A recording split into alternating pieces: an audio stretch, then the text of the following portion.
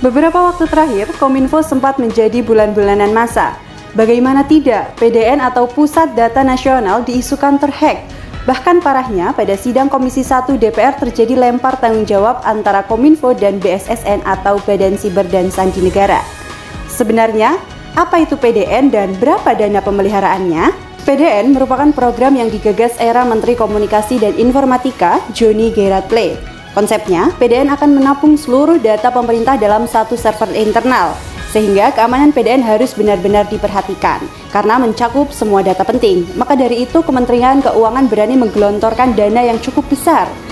Menteri Keuangan Sri Mulyani mengatakan bahwa Kementerian Kominfo telah membelanjakan hingga 4,9 triliun APBN, yang diantaranya digunakan untuk pemeliharaan dan operasional BTS 4G sebanyak 1,6 triliun dan pemeliharaan data center nasional yang mencapai 700 miliar.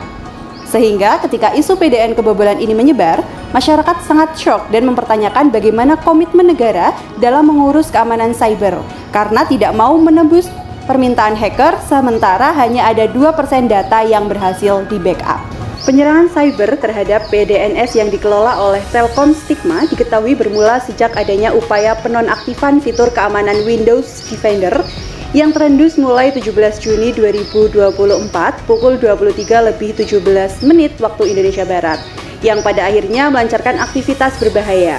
Selanjutnya, pada tanggal 20 Juni 2024, PDN mengalami gangguan yang disebabkan karena ransomware Brain Chipper.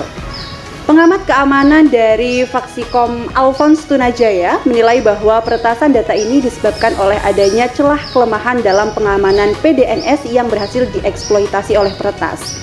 Sementara menurut Hadi, dari hasil forensik digital, ada penggunaan data kata sandi atau password yang terdeteksi dari salah satu server di PDNS yang berada di daerah Surabaya.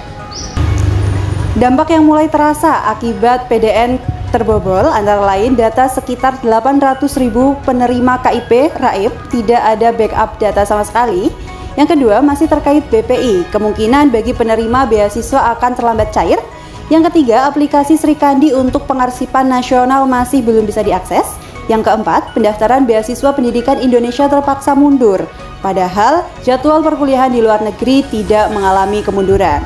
Yang kelima, ada ribuan paspor belum bisa tercetak. Layanan percepatan paspor dan pengambilan paspor belum bisa dilayani.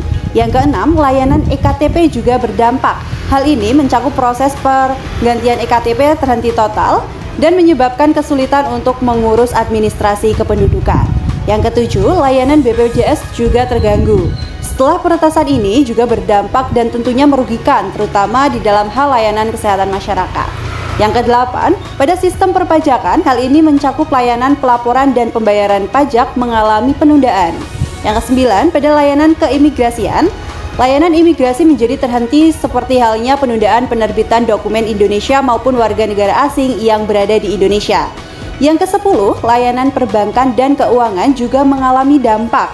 Dampaknya adalah hal ini mencakup dalam proses verifikasi data nasabah dan layanan perbankan lainnya. Satu langkah kecil yang dapat diterapkan antara lain pertama, ganti sandi ulang sandi penting. Yang kedua, pemerintah rajin membackup data. Yang ketiga, berhati-hati dalam mengunduh aplikasi atau membuka web. Yang keempat, lakukan pemindaian secara berkala dengan perangkat lunak keamanan. Datangnya musibah tidak dapat diprediksi. Selalu berhati-hati dan bijaklah dalam bermedia sosial atau hal-hal lain yang menyangkut data pribadi.